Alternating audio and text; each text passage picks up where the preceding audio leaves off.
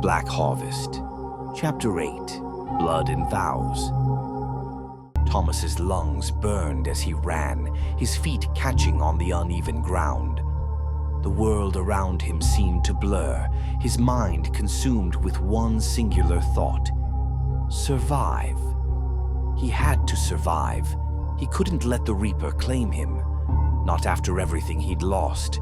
As he pushed through the thick underbrush, he stumbled into a clearing, a familiar clearing. It was the same one where his wife and daughter had once played. He had come here to forget, to escape the crushing grief of losing them. But now the place felt like a cruel joke.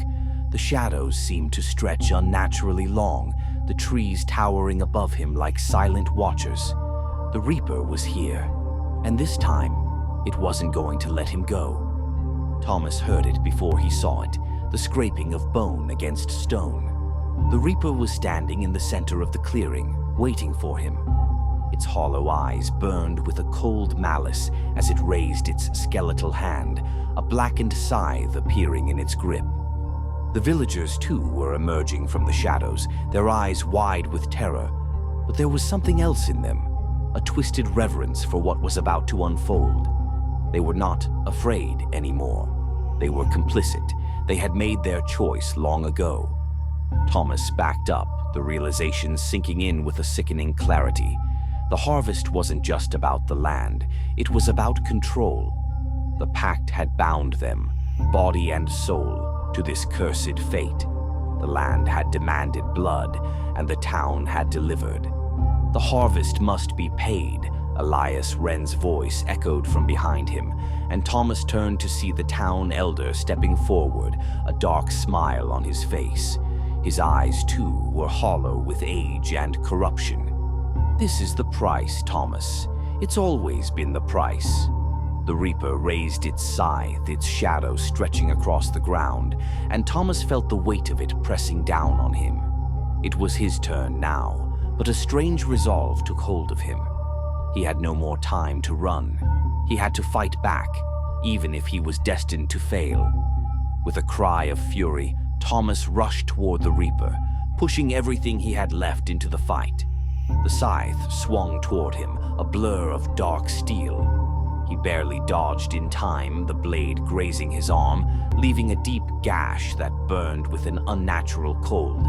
He stumbled, but before he could recover, he lunged forward, grabbing a large rock from the ground and hurling it at the Reaper.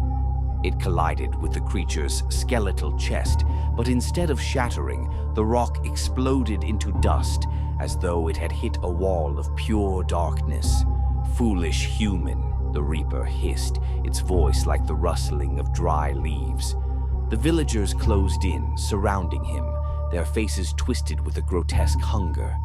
Thomas knew in that moment that he couldn't defeat this force, but he wasn't ready to give up. Not yet. In desperation, he reached into his pocket, his fingers brushing against the journal Caleb had left behind. He pulled it out, flipping through the pages, searching for anything that could help. And there it was, the binding ritual. It was old, forgotten, and written in a language Thomas barely understood. But there was a chance. A small chance. He chanted the words, the ancient symbols jumping off the pages as he spoke them aloud. The air seemed to crackle with energy. For a brief moment, the Reaper paused, its head tilting slightly as though confused. Then, with a roar, it lunged at him, its scythe swinging with deadly precision. But Thomas's mind was focused. He spoke the final words of the incantation, and the ground beneath him began to shake.